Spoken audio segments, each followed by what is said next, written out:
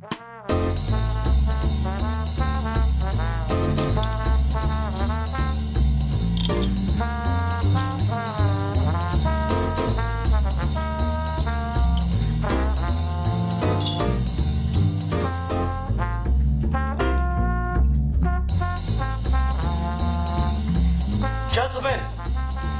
the time has come once again to discuss things.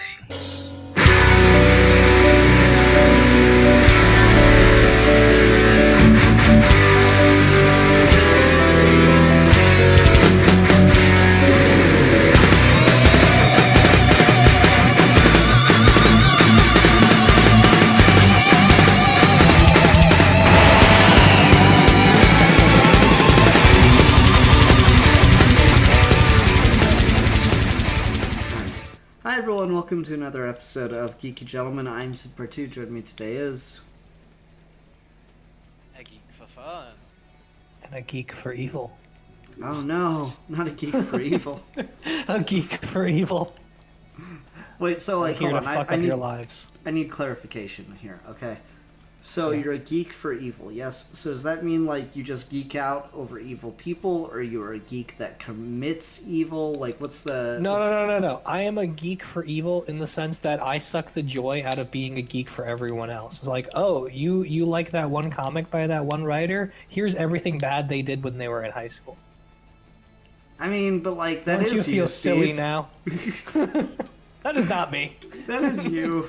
I am the person who says I don't give a shit about Roman Polanski being a pedophile because Oh, no. Chinatown's a great movie. Oh man, we started interesting on this episode.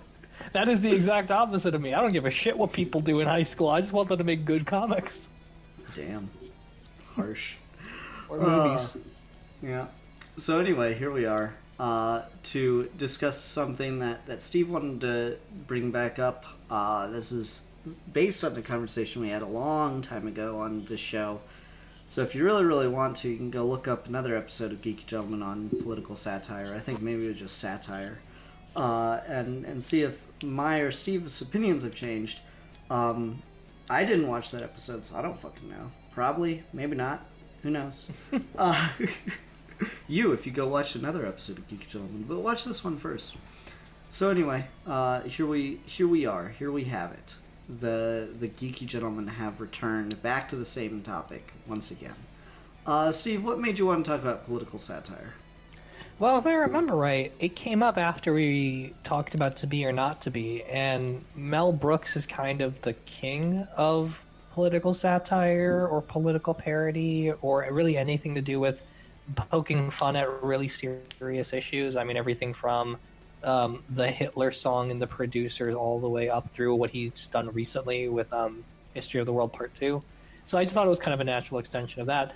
But also because I feel like with our changing sensibilities and our changing tolerances to what kinds of comedy should and shouldn't be allowed and who can punch up and who punches down and all that, I feel like the landscape of this has changed a lot since we last talked about it.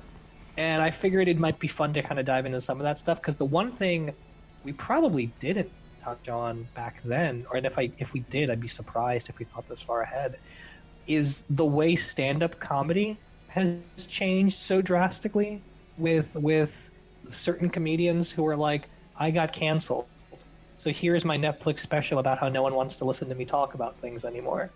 And how that compares to what we used to have as controversial, which be comedians like, and I'm not a big comedy guy, so I'm just going to throw out like big names, but people like George Carlin who are like, we're radical and we're actually in danger of not being able to perform live because they espouse politics that were actually radical, and they didn't count on just kind of clickbaity engagement that we have now. So all of that stuff I think is interesting. I also just sort of feel like we deal with so many serious back-to-back things. At what point does stuff like that become actively funny? Like, how long was it before we started making comedies Mel Brooks style about World War II? And this is not a joke, I promise you, but at what point is it societally okay to like make a movie about how school shootings are funny? You know, like, where's the line there? I mean, it's interesting because I feel like there have been movies and things that satirize or are about those kind of things. I mean, I'm struggling to think of a movie about a school shooting in particular that's funny, but at the same time, there's a lot of memes and jokes about the quiet kid tells you not to come to school tomorrow. You know, like that's a pretty big fucking. I see that a lot. And, it's a popular one. Yeah, so like that's what was the one? Right after like Grogu's origin was revealed in The Mandalorian, there was that like image of Anakin and Grogu. It's like, Grogu, I've always liked you. Don't come to the Jedi Temple tomorrow. It's a pretty fucking good one. That's such a good one. So like I think that the idea that these things can be made fun of is there. Whether or not that's in good taste, I don't know. But I guess it's not like the specific ones seem to be like no one's made the Columbine fucking screwball comedy, right? Like that's not happened yet, and I doubt that will. I think the idea of making fun of the fact that people just for whatever reason decide to shoot up fucking kindergartens or whatever, and the like response to that is just make fun of them because what the fuck else can you do, is probably just the most natural way to respond to trauma ever. And the fact that like nothing's being done about these, you know, horrific ass events is just, it leaves you with what else do you do besides just make jokes about it. I'm trying to remember the movie. I think it's God Bless America. It was on Netflix years ago. Was kind of about this. It was like a guy going around the country just committing like, you know, a fucking murder spree and mass shootings and stuff, but it was very much framed as he was essentially the hero of the story. It was always very funny, and like he had these really like, you know, contradictory but still very much like, nah, it makes sense, he's spitting some truth there, political views where he didn't like the far left or the far right. One of the people he kills is like a Bill O'Reilly stand-in, but like as he's killing him, he's like, you know, I actually agree with some of the stuff you say, but why are you so mean about it? Kind of like quote unquote sensible vibe. And then I think they go and it ends when they shoot up like basically American Idol. So I don't know. I think that we certainly have gotten to that point. I don't know if we necessarily should have, but we did. That we've crossed that threshold. But I doubt we'll ever get to the point where anyone does like like I said, the screwball comedy of Columbine or like the Pulse nightclub shooting. I don't think you'll get like the specific event the way you do with, you know, World War II and Hitler. But that's my 2 cents. You know who's been really quiet? Alfie, what's your opinion on everything we've talked about so far?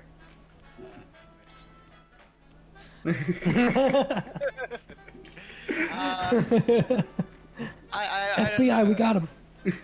This was something where we talked a lot beforehand that I didn't have as much that I felt like I had to say as I imagine you two do. But I'm generally of the opinion that I don't personally find anything like too shocking or something that will be off bounds in terms of like me consuming media. But I do think like as a writer you need to be aware if you're going to be going down any routes, and especially with ammunition like this, you kind of pun intended, you need to be fully aware of what you're going into, and even if you're just doing it for a shit post and just a shit joke, at least like recognize what will come of that, and the thing that I find a little bit more unforgivable isn't necessarily like the act of it itself, but the the self-victimization after the act gets called out, if that makes Yeah. sense. Mm-hmm. That's Yeah, for what sure. really pisses me off. Is I don't care if you're going to be South Park, right, and make super offensive jokes on whatever current topic is without any kind of um, letting things simmer down, without letting time pass so the wounds aren't as fresh. You just want to jump right on that. The person who tweets something insensitive about a tragedy as the tragedy is happening live, right? That type of person. You're gonna do that, that's on you. But then if you do that and then get mad or feel victimized after people go on your ass about it, you don't get to do that anymore, and that's entirely something you should have been aware of and something you should have been prepared for, and something that if you're going to incite outrage and if you're aiming to do that, be ready when the outrage comes. Don't back down from it. Use your work, even if it is insensitive and even it is distasteful. At least say something and then stick to your guns. I have a lot more respect for that than the kind of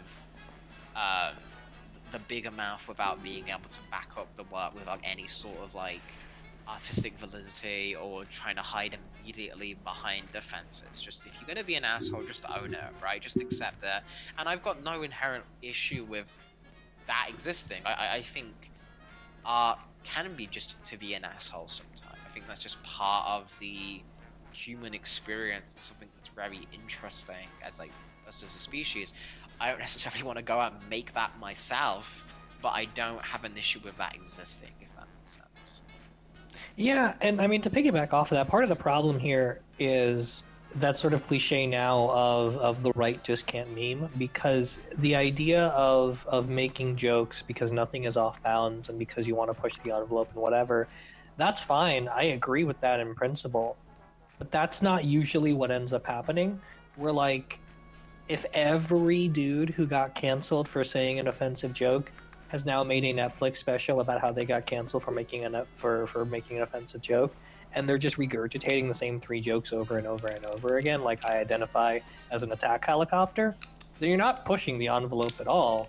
You're not getting into edgier territory. You're not owning the fact you're an asshole. You're just repeating boring, bland jokes, and it's not funny anymore. It's not even a matter of it's not funny because it's racist or sexist or whatever. It's not funny because it's just not a funny joke at this point because it's not original.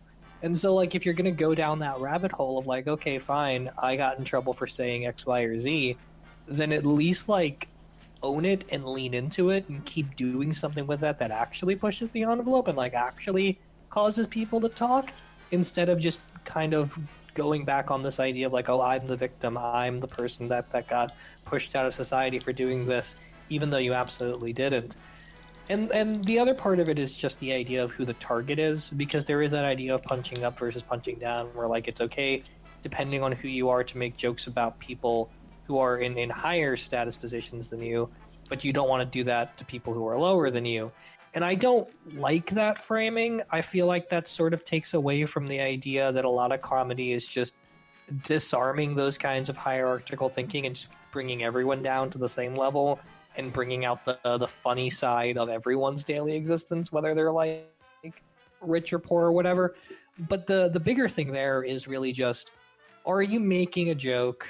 Are you aiming to do something that requires everyone else in the room to kind of accept a hateful position to find it funny in the first place? Is it funny because your premise is that black people are bad and therefore people will laugh at my joke about black people being bad? Or is your premise that this joke is funny because this racial idea that we just kind of hang on to is absurd and that's why it's funny? And there's a fine line between that. Like, I've watched a lot of white comedians make racist jokes that are funny as shit, and they do it with a black audience. But there's something going on there where they're in a room where they're consenting that, where they're enjoying that. They're not like being yelled at in a way that causes some kind of like insightful or hateful remark. As opposed to some of the stuff you see with like the Chris Rock special that just went up, or when Aziz Ansari came back after being quote unquote canceled for a while, or like whatever the fuck that comedian is. What's his name? I can't remember. They all like bleed together because they're all just generic white guys that make the exact same joke about how you can't be white anymore. I'm so sick. Yeah, Bill Burr. Bill Burr is one of them where it's like all he does is make jokes about how he can't make jokes anymore, and it's the same fucking joke. I cannot stand that man. Like, it's so annoying.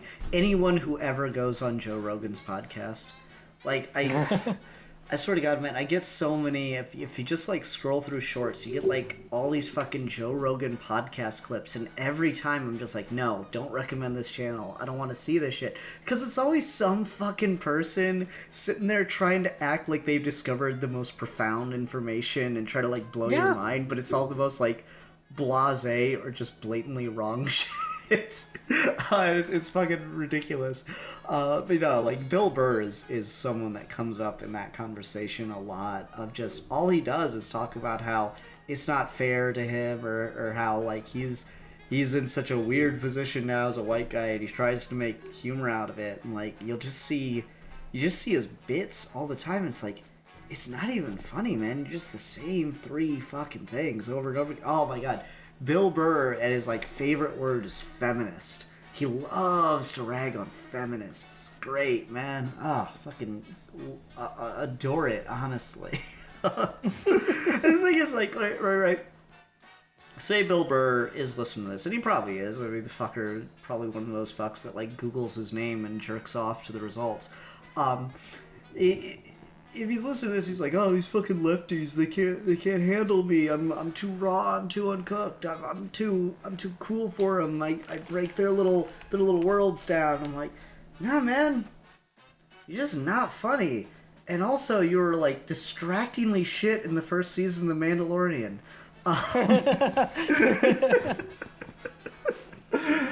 Like, I don't know. This is a fucking weird guy. I don't like him very much, because I've never honestly like found any of his jokes particularly funny.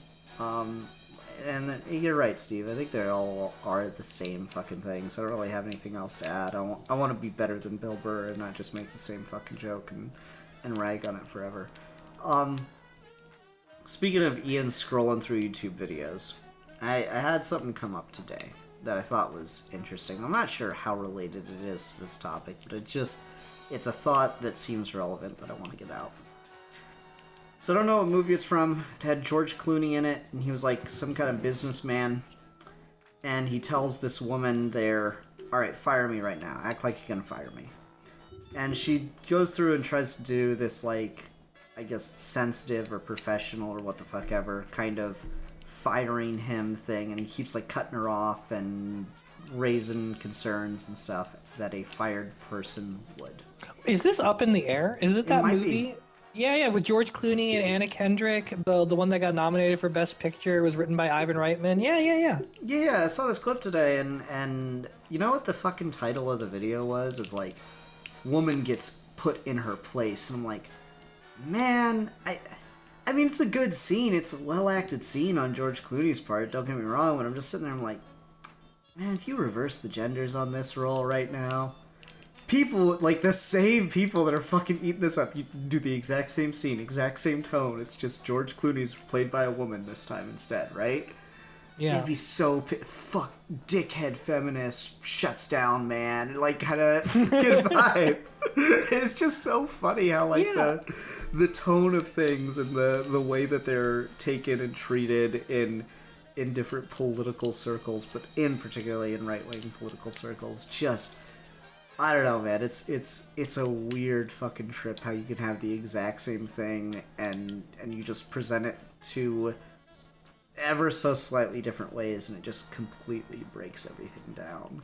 And I mean, like all arts, comedy is extremely hard to do well, and it's very easy to fuck. And there's a fine line between like being able to read the room and test riskier material versus like playing it safe and playing to that audience. But like right-wing comedy in general, just kind of playing to that safe space all the time, just becomes this really ironic demonstration of why it's just not funny to begin with. And it's not even for the reasons they claim, because like I've seen videos of like Indian comedians making racist jokes about Indians, and it's just funny. It's funny as shit because it's actually a joke. Like, there was one I was watching the other day where it's like, stop confusing Indians with terrorists. We're different people. We eat different foods. We live in different countries. Terrorists hate Americans. Indians hate other Indians. Terrorists blow up airports. Indians work at airports. That'd be counterproductive. Like, just, yeah, that's pretty fucking great. I'm like, okay, I'm sure on some level, if like a white person said that, that'd be a weird thing to do. But like, it's also like actually funny, so I don't care. Versus like I'm tired of all of these feminists. Did you hear the day about how this feminist tried to say a feminist thing? Look at how dumb that is. Like, it's not funny, you know? And that's part of the thing with like trying to make political satire is like the idea behind Mel Brooks's legacy being that like it's funny because he made fun of everyone equally is not true, and is kind of just sanitizing what that guy was doing in most of his movies. But like there is also something to be said that like he balanced both the commentary he was trying to do with a degree of absurdist humor that appealed to everyone regardless of whether or not they agreed with what he was talking about. And that's the tricky balancing act, where it's like you don't want to play it so safe that everyone in your audience doesn't have strong opinions about your material.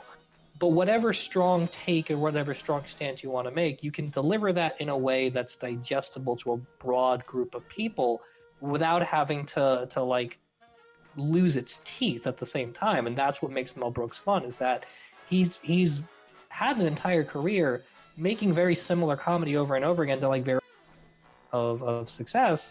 But he is also the kind of person that like he's got an identity, he's got a style of joke. You can put him in a certain kind of camp, and you can find a lot of people that come to him for different reasons. What kind of camp, Steve?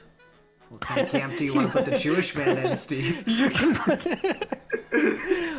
yeah, exactly. But like versus sort of like that sort of like 4-quadrant approach of like, I don't want to try and offend anyone, so I'm just going to make like the most least common denominator jokes. Or like, I have been ostracized by everyone because I'm an asshole, so I'm just going to make a joke about how everyone else is an asshole. Like, there are ways to finagle this, and I feel like we get into this territory where we've believed this rhetoric that's really annoying of like it's so much harder to be funny now than it ever was, and I just don't think that's true. I think it's don't know, Steve. I kind of agree with audience... that, because you couldn't make a movie like Blazing Saddles today. If you took the script and you gave it to a producer, they'd look at it and they'd go, "This is a script for Blazing Saddles. We can't make this movie. This already exists." That is not where I thought you were going. I appreciate it. But no, I love that fucking joke so much. It's really fucking funny.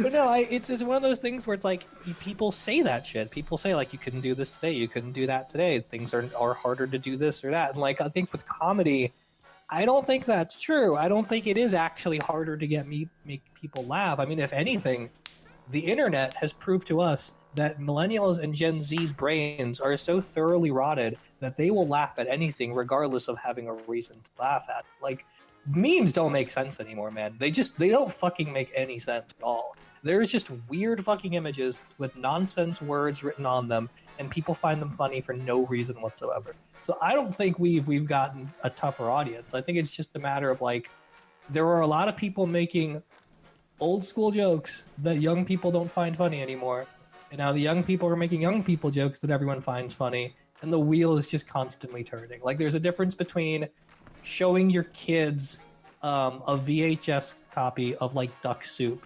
versus a kid today like watching 90 minutes worth of TikToks, you know? Mm-hmm. It's not that like we have gotten less funny, it's that the comedy has just changed. Yeah, no, I think that's true, because even Brooks himself came out and was like, oh yeah, no, you wouldn't be able to make Blazing Saddles today in this comedic environment. And I'm like, yeah, that's absolutely true. But also, back in the fucking 70s, 80s, you wouldn't have been able to make Rick and Morty. You wouldn't be able to make, like, half the shit that's on television now is like, oh, no, that's too offensive, or oh, that's too niche. You wouldn't be able to do that. And it's not that, like, people don't follow or people don't get popular doing risque material. It's just, it's got to be presented in a specific manner. There's a shorts maker I like, Alex something. Name doesn't come to mind, but he does a lot of like stuff, and usually the punchline is, he's gay. Like one was kind of, you know, it's straddling that thing where the right wing would think the left wouldn't think this is funny, right? Where when feminists try to get out of joining World War III, and it's a guy like, okay, so we're accepting women, we're drafting women now, but only women who are feminists and believe that all that genders are completely equal. And you know, the girl version's like, oh well, no, I don't believe that. Well, see here on your social media profiles, it says that you're a feminist. Well, no, I'm not. I'm not anymore. I was just, you know, for clout. Okay, so you'll tell me right now that you're not a feminist. Yep. Okay, I'm gonna need you to prove it. I'm gonna need you to say that men and women are not equal. Men and women aren't equal. Okay, cool. Next. All right, so we're not accepting feminists, or we're only drafting feminists, and we're not accepting gay people. Oh well, yeah, I'm gay. Oh, okay. I'm gonna need you to prove it. That's just good fucking comedy because it's, you know, it's set up, it's expectation, it's playing with a perception that exists in the world, but it's also a ridiculous fucking perception, right? There's elements to this that work. And the funny thing is, if you listen to someone who is not even necessarily right-wing, but who buys into this idea of political correctness has ruined comedy, people that would consider themselves apolitical, perhaps, they'd hear about this, they'd see this video, and they'd assume that there'd be like huge red flags and hand-wringing from the left, the way that this has all been presented in the world. And I just don't think that's necessarily true. You know, there's certainly a faction, I'll definitely grant you that, there's a faction on the left wing that just don't find anything funny unless it's like maybe a cat video, and even then you probably shouldn't be keeping cats as pets. That's kind of animal cruelty, you know? Like there's always some fucking like just Debbie Downer ass shit going on. Yeah, I mean, there is a corner of the internet that is so woke it can take a nap, but they are not the audience you need to play to. Alfie, talk again. You've been too quiet. I demand Alfie commentary on things. Alfie's like, I'm Alfie gonna has leave opinions. this call. I don't want to get canceled right now. No, you're all good. There's just not much I have to say on from those points because I think it's kind of like self-evident everything you've been saying. As a Well, then straight take us white somewhere else. British man, tell me your opinion on minority. Yeah.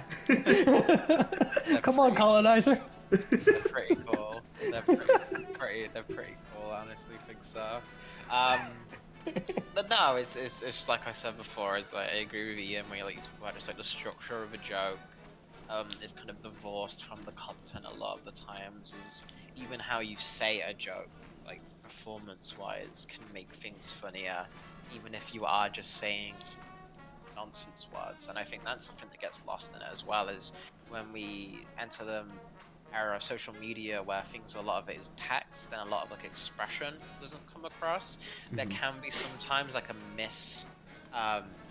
misfire between like what people intend as a joke and then reading it completely straight, divorced from like how people are saying it and stuff like that. So even if it is something that is completely harmless, you can take it as like an insult or take it as just like a weird out of context comment and stuff like that.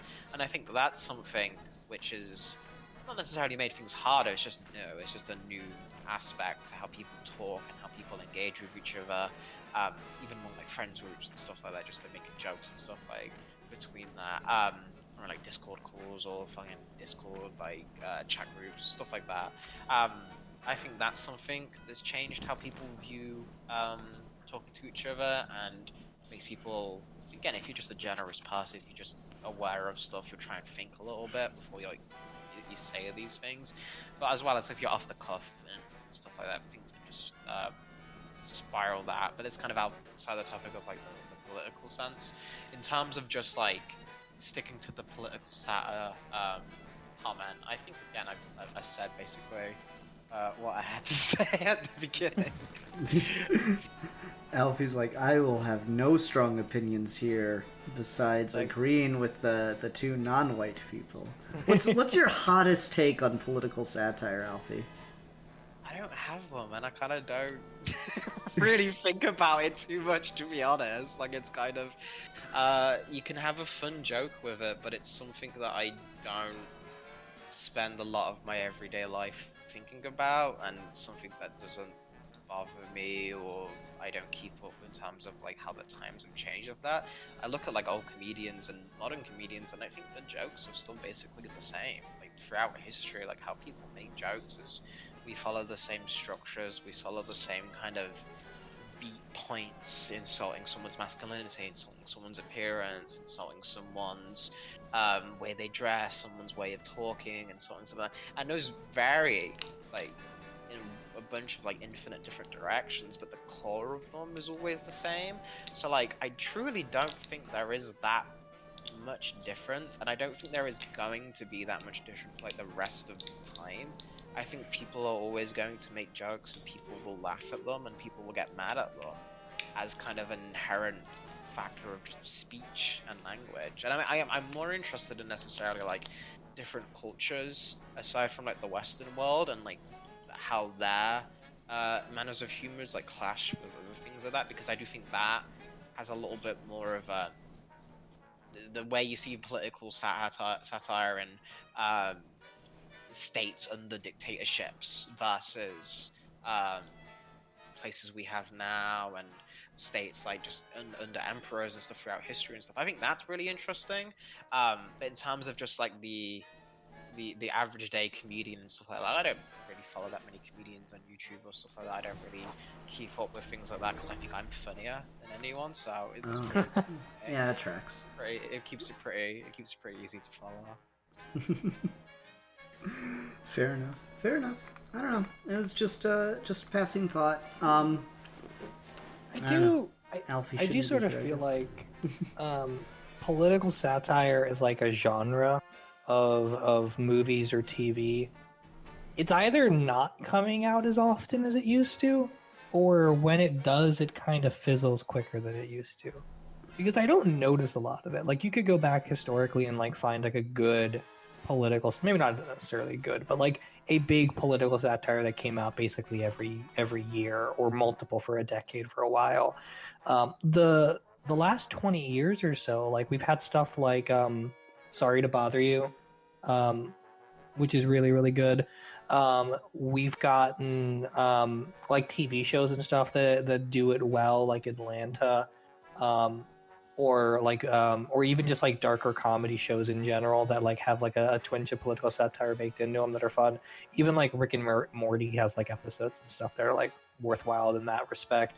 But we don't kind of do the big like swings of political satire in like, we don't have our tour directors like fucking Stanley Kubrick who decide, you know what, this time I'm just going to make a really, really funny movie about how fucked the world is. See, I feel like there have been, but they've been a little, maybe just farther and fewer in between. Yeah, exactly. The one that comes to mind for me just right away, and it's funny because it was so fucking right, which it was intended to just be absolute bananas, but they pretty much nailed it. They just got the person wrong. Was Iron Sky, the movie about Nazis who escaped and set up a base on the moon at the end of World War II. I remember that, with Hitler and the T-Rex.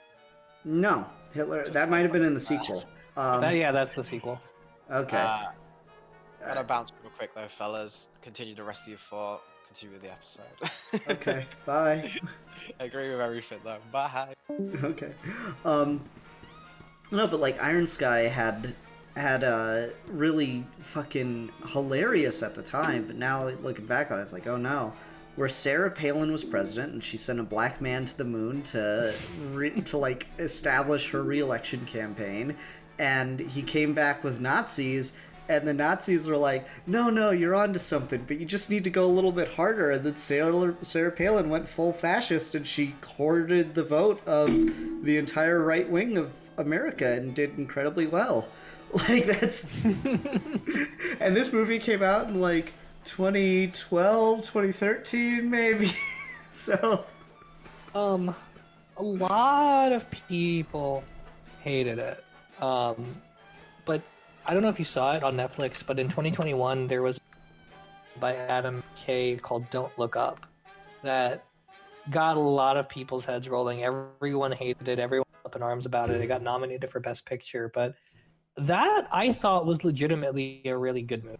The big metaphor for that movie was there's an asteroid coming to Earth, and it's going to blow up the Earth. And so Leonardo DiCaprio and Jennifer Lawrence are like two scientists are like, okay, we should go tell everyone that this asteroid's going to blow up the Earth. And the whole premise of the movie is like the president, who's basically Hillary Clinton, going like, that's going to hurt our re-election bid. Or like you go on the news and they're like, oh, that's fascinating. Anyway, what dress are you wearing? Like it's that kind of movie, and it comes to an end where like the asteroid does eventually hit and everyone just dies. Like it's just that kind of absurd comedy about like how stupid are we that like if there was literally an asteroid heading towards Earth, no one would take it seriously enough to do anything about it. And it's supposed to be a metaphor for global warming. And if you watch it, there are things about it where okay, as a metaphor, this doesn't really track because the stuff it's criticizing and the real life parallels don't really line up very well. But just as a movie about how fucking dumb the world is and how doomed we are, it was really, really good. No, I could see that. I mean, I think that makes a lot of sense. I don't know. I think it's hard to do stuff with global warming in particular and satirize the way we talk about it because people are just really shit at dealing with something like ethereal. It's going to be a problem in the long term, but it's not a problem now. So it's kind of hard to do good comedy about that. So I kind of see why you would do like an asteroid, because it's got a similar thing of, oh no, it's going to fuck you just as bad. But like, the thing about an asteroid is I guess the absurdity. So maybe it is a good metaphor, right? Of the absurdity of it is an immediate problem, but if you were to treat an immediate problem the way you're treating this quote-unquote long-term problem, you'd be fucking crazy, right? So I guess, I don't know, this got a little something to it. I'd have to see the movie to see how I feel, but that's not terrible. No, it definitely has something to it. People were mad about it. If you go back and watch it, it's on Netflix. I do recommend watching it. There are things about it that I think aren't particularly great, and part of it is when it's trying to jump between the asteroid stuff to the global warming stuff. And it's got other issues here and there, and so people were pretty pissed about it. But overall, though, I agree with you. I think it's a good premise and a good movie. The other big one that I can think of is Jojo Rabbit, which I know people are also mad about for reasons I can't seem to comprehend, where it's a comedy about a kid in the Hitler Youth whose imaginary best friend is Hitler. And he just wants to be a good Nazi. And then one day he realizes his mom is harboring a Jewish girl in their attic. And it's just about the idea of Nazism inside of Nazi Germany. And the big thing about that movie that I adored was, historically, the biggest thing about the Nazis that makes them hard to ground in reality is that they were such a powerful propaganda machine that it made everyone else in the world, including everyone in Germany who wasn't actively in the war front, seem like the Nazis were big and invincible. They literally had a way of like invading your... They were bigger than they are. I mean, the famous example of like the propaganda films of things like Triumph of the Will being shot in a way to make the armies of Hitler seem massive, when in reality they were completely disorganized and scattered. But no one thought that, because even now when you like go back and look at archive footage of the Nazis in Germany, a majority of it is taken straight from their propaganda films and not from actual camera work in the war. And so the movie is just this big satire of the Nazis' most powerful tool was the fact that they made themselves seem like they were invincible, and they fooled everyone else into thinking that they were all powerful and far-reaching, to the point where little kids in the Hitler Youth did have this idea of Hitler as like this perfect best friend Führer that's going to solve all of the world's problems. And it's genuinely a really good, really funny movie that is really heartbreaking by the end. But that movie also got kind of lambasted the second it came out because people thought it was offensive to make a comedy about Hitler. But you know, like 3 or 4 years later, you don't see like the right wing making tweets and memes out of Taika Waititi dressed as Hitler the way they do with Edward in History X. So like I feel like it did its job. Yeah, no, that's always a good point. Is sometimes satirizing and lampooning these things does a better job to dispel their power than like serious emotional takedowns. Because Yeah, I mean, you got okay. Here's a really good example of this going off the Hitler thing, right? You have the movie Downfall, which is this like very dramatic, very serious look at like the final days of Hitler in the bunker, and it really goes to great lengths to show you the incompetence of Hitler and how like broken and failing he was in those final moments of the war for him, right? And like he's telling German army officers and stuff that they're going to be in charge of like a new wing of the Luftwaffe, the Nazi Air Force, that are going to be all fighter jets. And he's like, "Oh, we should thank the Russians for all this. Honestly, it'll be so much easier to rebuild even better once they've cleared all the rubble for us." You know, like just this absolute delusional shit. It's a you know, as a film, it is a really good takedown of just the kind of delusions of grandeur that Adolf Hitler as a human being had. But you know what the lasting effect from Downfall has been? It's been really fucking funny raging Hitler memes on the internet. It is really the one that, and this is so fucking dated at this point, but it is still the funniest fucking thing I've ever seen in my entire life, was Hitler being really mad that his Xbox 360 had the red ring of death. It's like they get to that part. They get to that part where all the other fucking like people are in the room with him, right?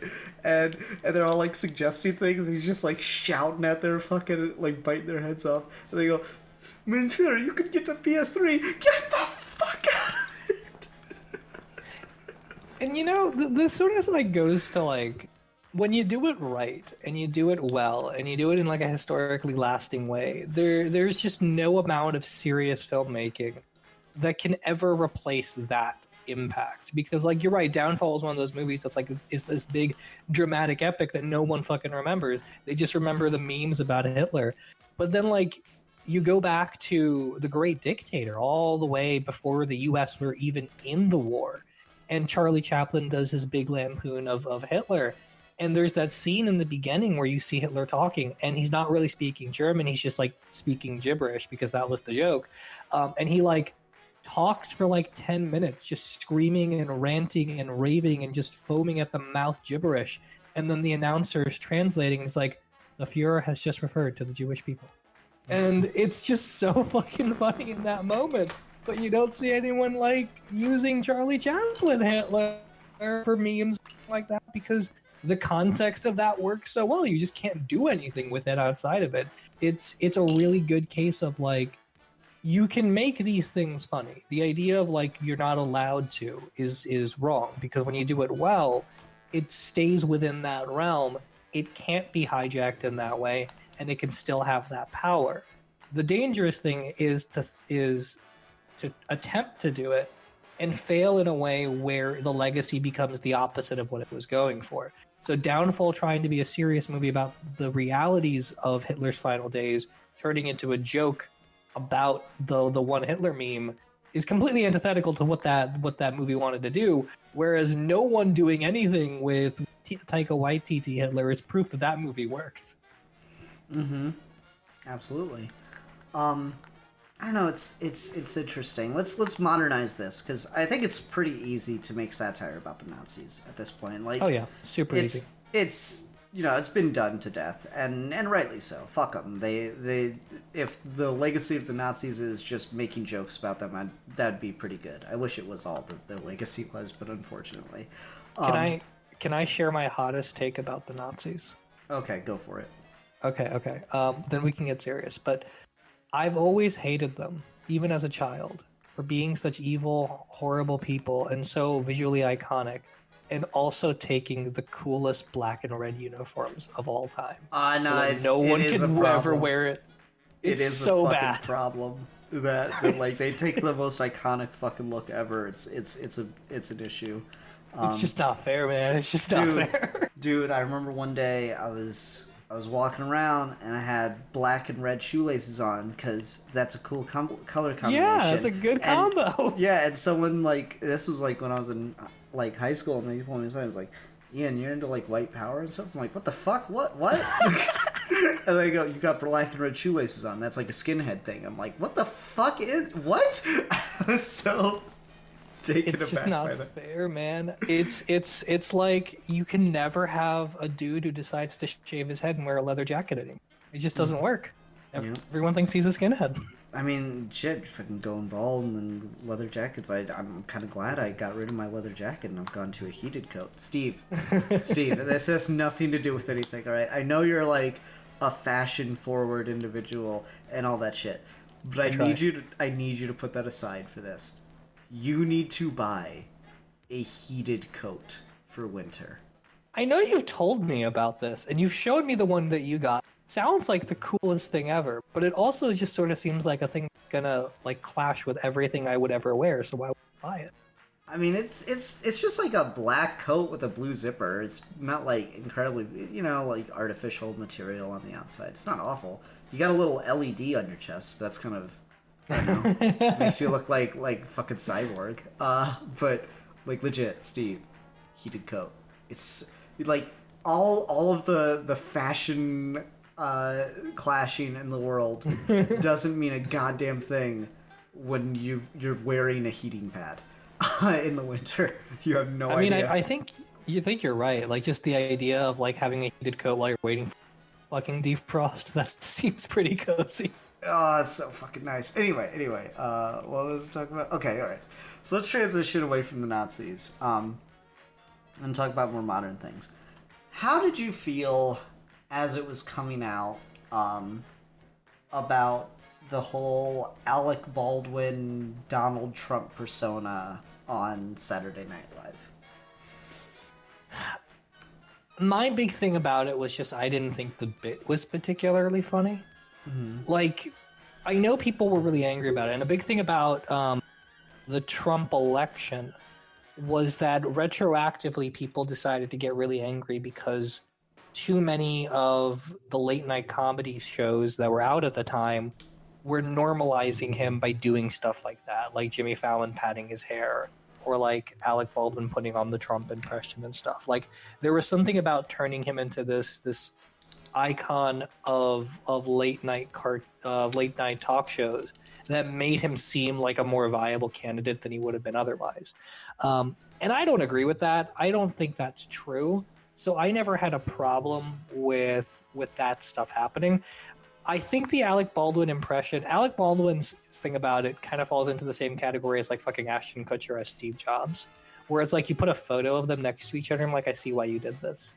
But then you watch them do the bit and you realize, oh, they just can't do the bit. It's just not funny.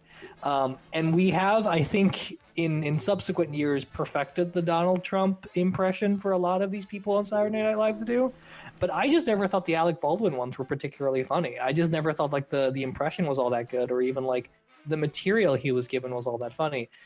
But I also just, as an outrage thing, I didn't think it was really that bad. I don't think we could blame late night talk shows and Saturday Night Live for Trump getting elected. So I never thought it was a bad thing. I didn't either. Like, I guess I'm a little more on the fence about it than you. I actually I did find Alec Baldwin's, like, performance of Trump to be pretty funny. I guess more because I knew, like, you could tell that it pissed him off. You know? Oh yeah, yeah. So like that, he was doing something right. Clearly, not that it was hard to piss Trump off, but like still, anything in those years was a win, right? But just in particular, like the fact that he was doing all that was, I found it okay. I think they started to rely on it way too much, to the point where Alec Baldwin was basically just a cast member for the fucking Trump years. Oddly, like, you know, I remember when Saturday Night Live used to release like DVD, the Chris Farley years, the Will Ferrell years. They could have fucking done it for Alec Baldwin's Trump impressions, because he kept coming back to do it. Like, it was really big before the election, but then he kept doing it for at least the first 2 years of Trump's presidency. Yeah, he did it on and off for basically the entire first 2 years, and then he came back to do it a little bit when Trump lost. But I don't think he's done it since. Yeah, and also he's dealing with, you know, being on trial for manslaughter. Well, yeah, you know, for the whole Rust shooting thing. Jesus Christ. I don't even think, like, I heard that he was on trial for that the other day, and I was like, fucking really? How's that his fault? Well, no. There, not to get sidetracked, but there's a whole thing about him being a producer on that film, and the safety violations on the set, and not having a dedicated armor master to check that the weapons were I didn't realize he was a producer. I thought he was just an actor on the film. Okay, that makes a little more sense. Yeah, it's a whole thing, because just an actor, right? Then none of this would have happened. But the fact that he's a producer and that he actually had responsibilities on the set that he shirked, that led up to this, is the reason he's on trial. Oh, shit. Okay, that makes more sense. Okay.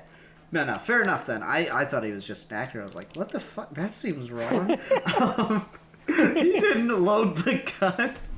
Okay, no, that makes more sense then. That's cool. But no, like, just the way that he was playing him on Saturday Night Live, like, I thought it was pretty good. I got a laugh out of it. I guess I'm a little more middle of the road on it, though, than you when it comes to the viability of a candidate thing. I don't think necessarily that it made Trump look more viable. I didn't even think that it was like anything that they did when Alec Baldwin jumped on to do it. That was a real problem. The one I had more of a problem with was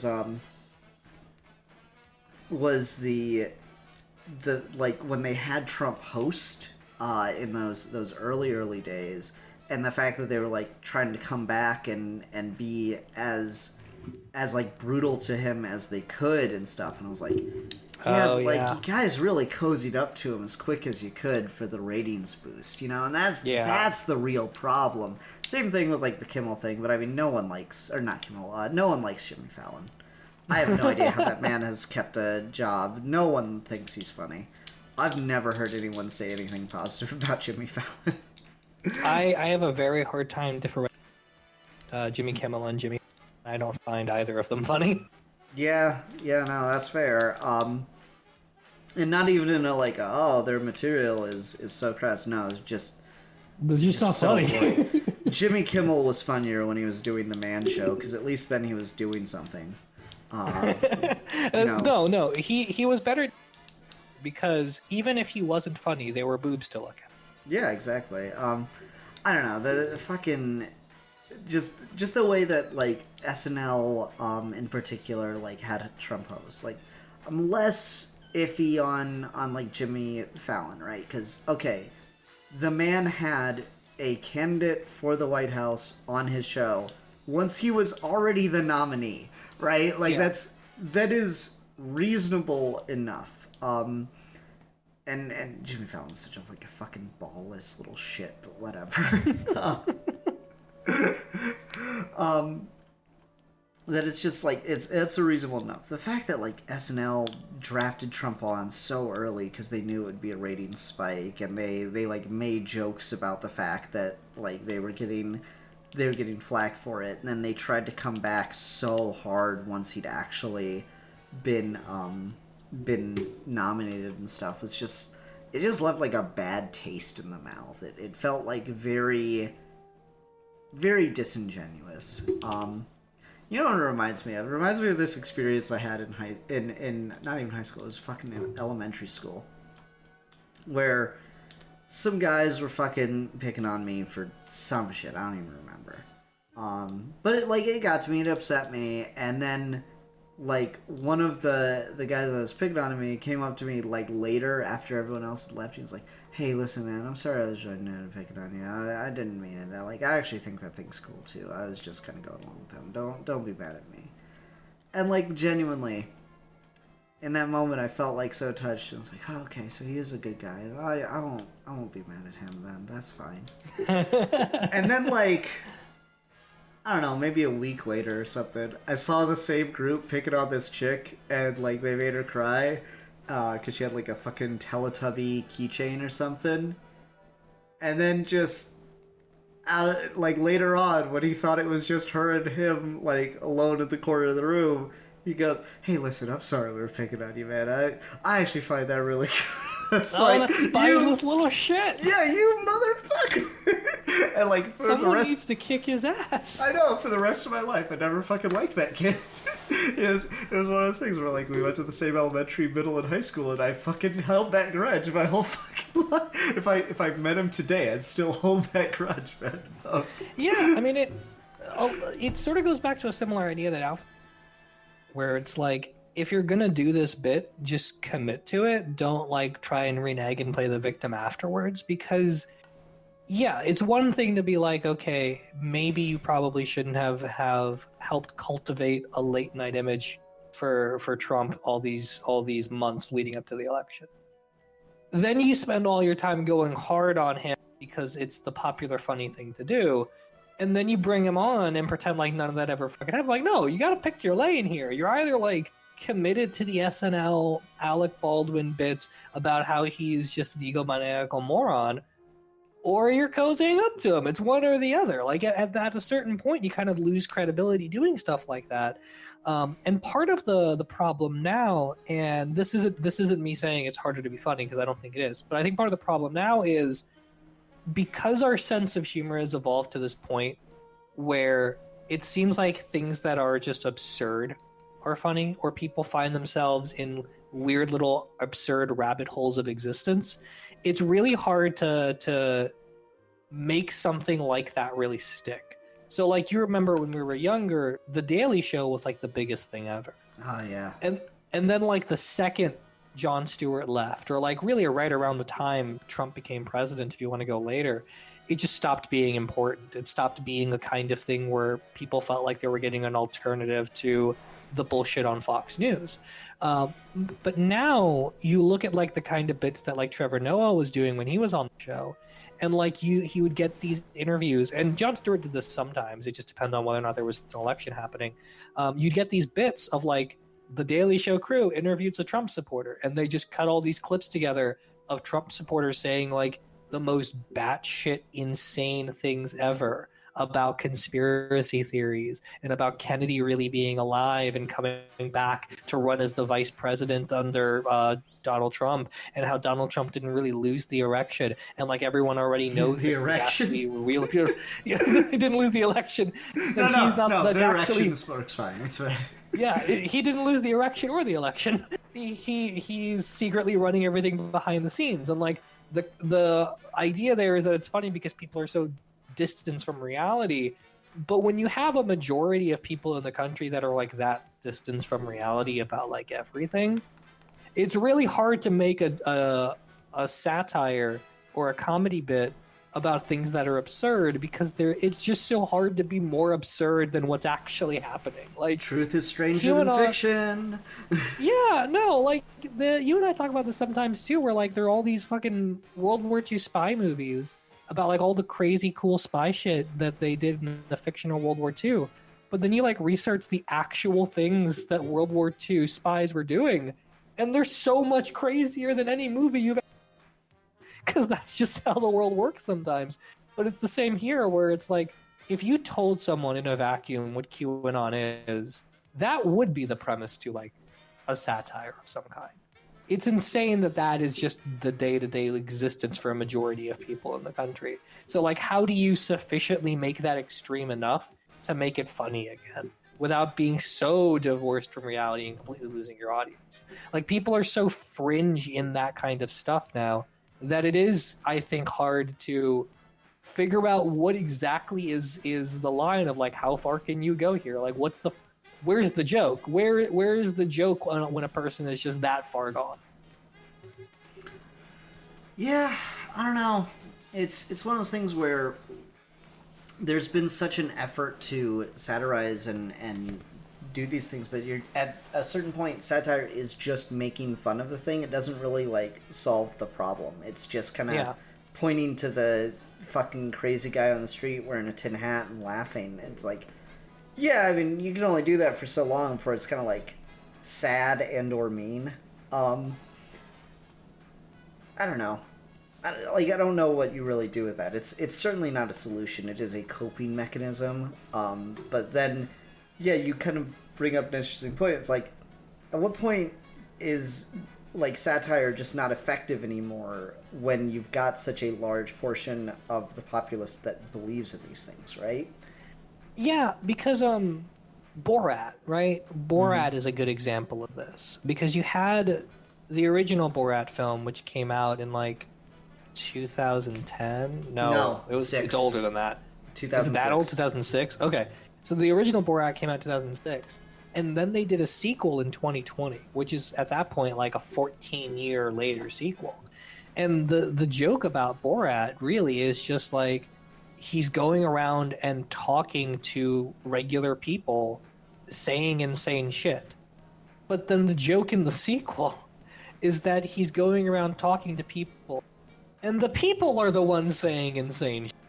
Mm-hmm. Like, it's interesting how much the dichotomy, or how much the dynamic has shifted between the first and the second one, because the first one really was this weird, unhinged comedy that used a lot of Middle Eastern stereotypes and was trying to basically egg people on into that impression, and draw out kind of like their worst assumptions about this person. It was very much like, let's create this character and let's see how the world reacts to him and how they blur the lines between reality and fiction when you can manipulate them so easily.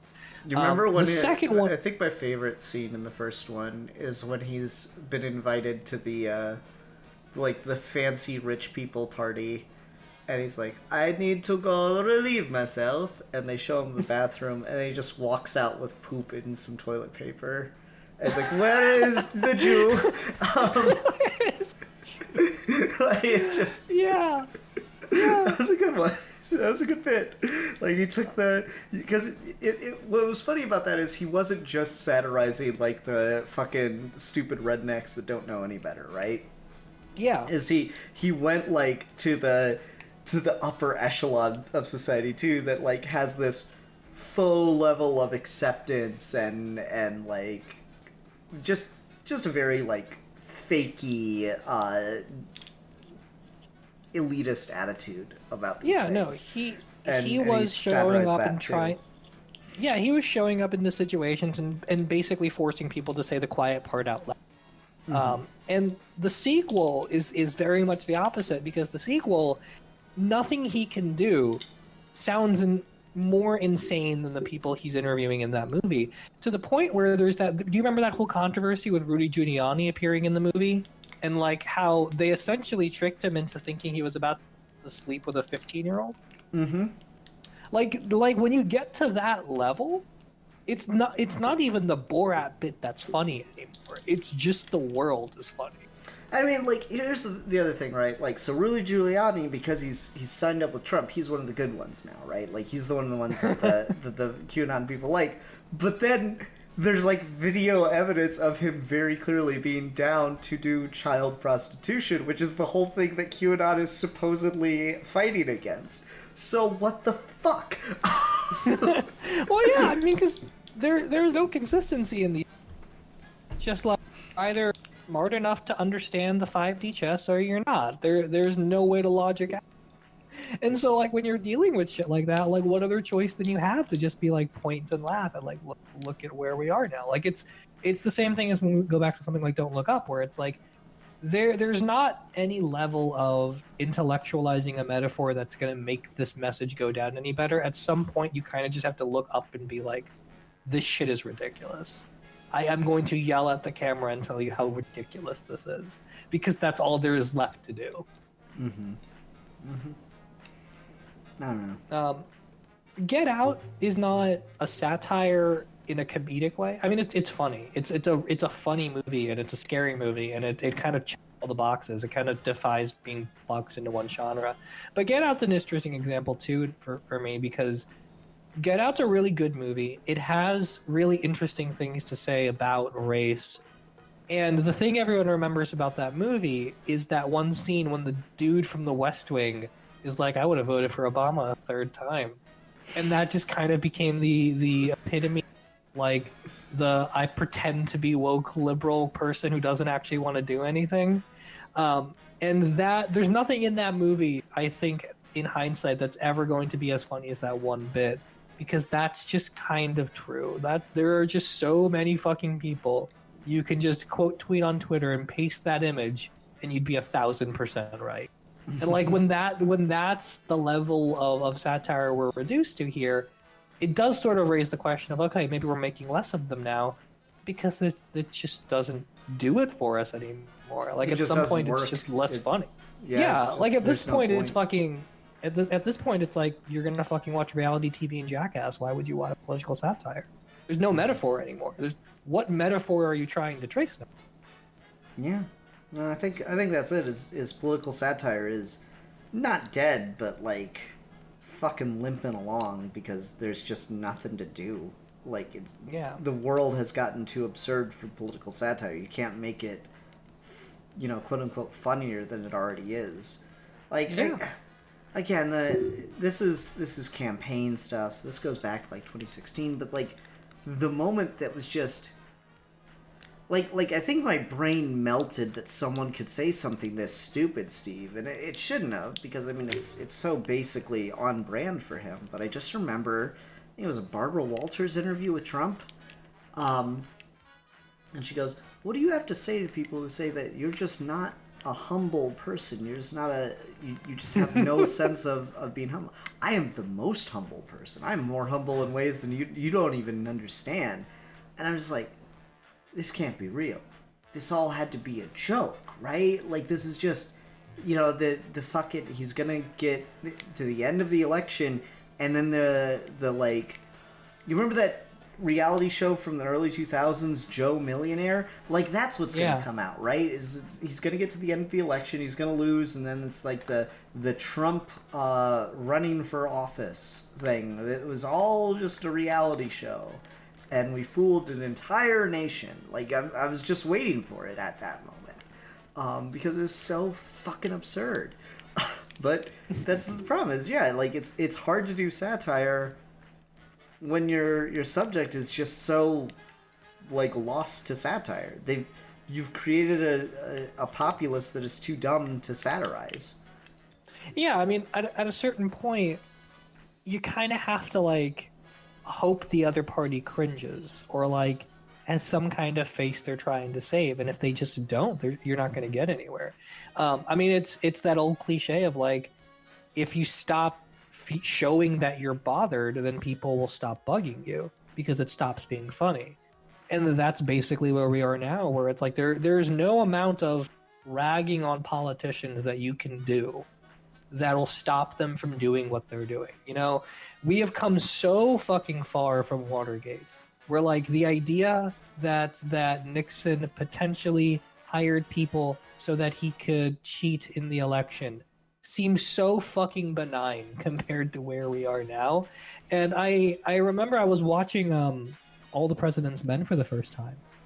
And this is like a 2.5 hour fucking movie about Woodward and Bernstein going through all of these records and all of these interviews and meeting all of these people and getting hints here and there over the course of several months to build a case that, okay, we can now say without a doubt, without any sort of contradictory evidence, that Richard Nixon did 9 months ago hire these people to bug the Watergate Hotel.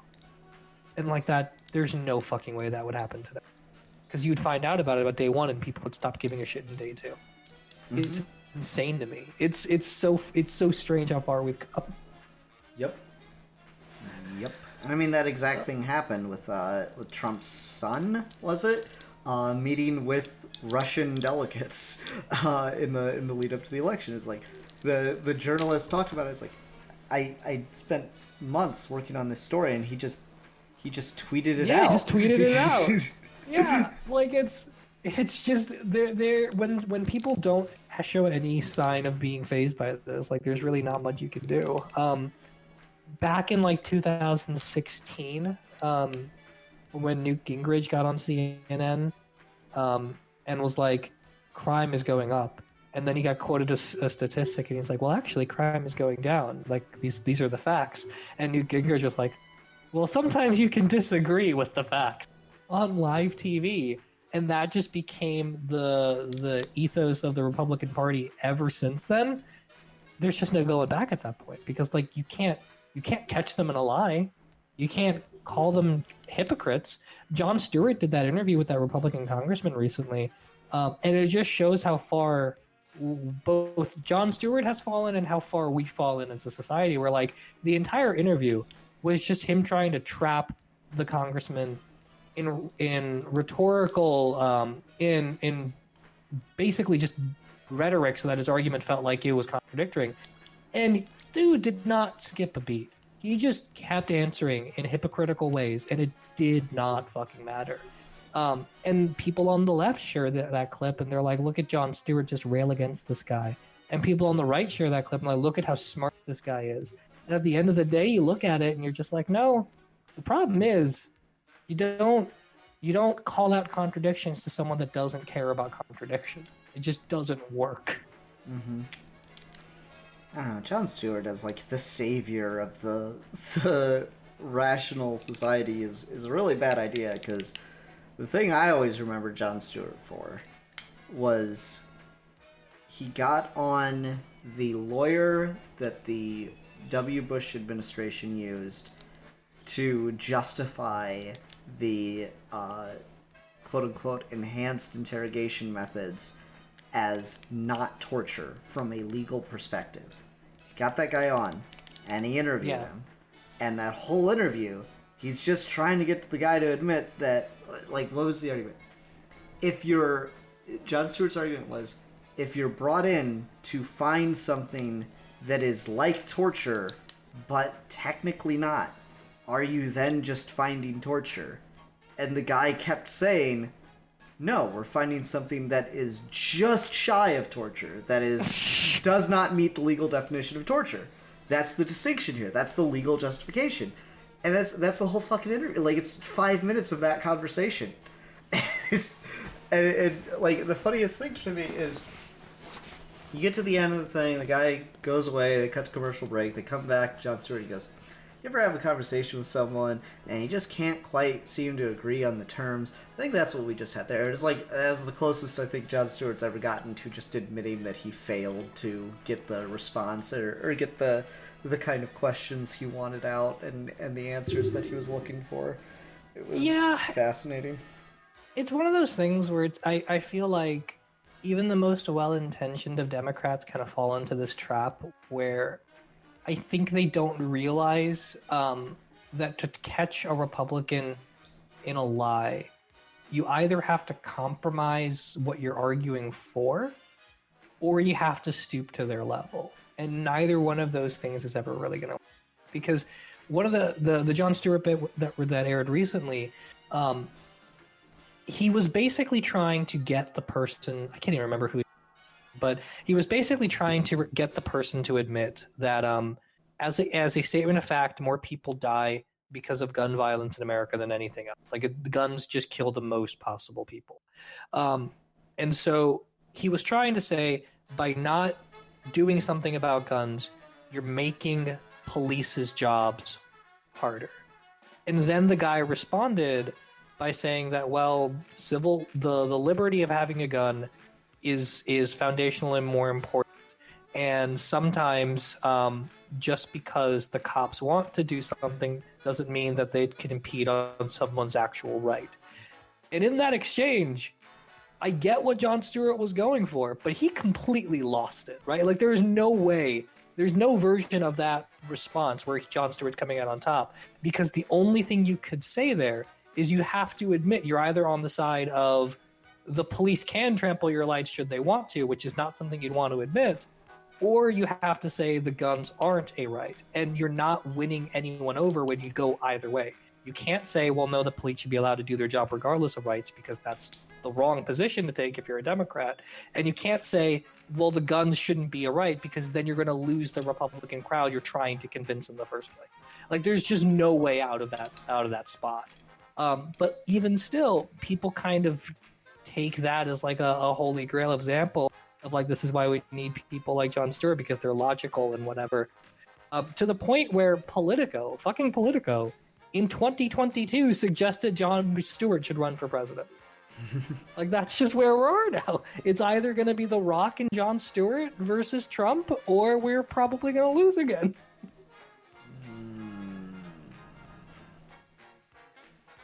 Ouch. Yeah. Imagine that. Imagine The Rock and Jon Stewart. Because The Rock and Jon Stewart versus Kanye and Donald.